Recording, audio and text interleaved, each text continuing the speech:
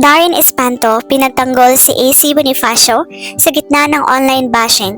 Pinagtanggol ng singer at actor na si Darren Espanto ang kanyang matalik na kaibigan na si AC Bonifacio mula sa mga negatibong komento sa social media habang nasa loob ito ng Pinoy Big Brother house. Sa kabila ng natatanggap na pambabatikos, nananatili si Darren na isang solidong kaibigan at taga-suporta ni AC.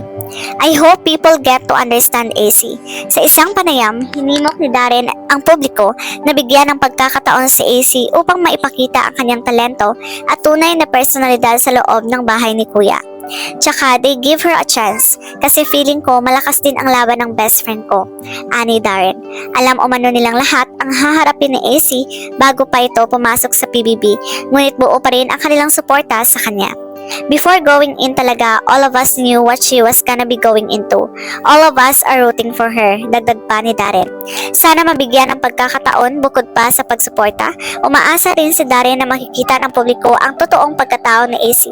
Tsaka sana mabigyan din siya ng chance to be able to showcase her talent inside the house, her personality, and how good of a person she is, sabi niya.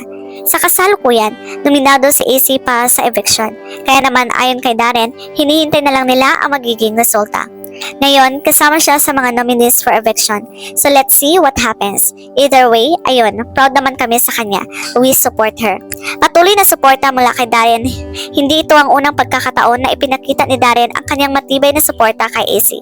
Matagal nang magkaibigan ang dalawa at madalas silang makita na nagkakasama sa mga proyekto at events.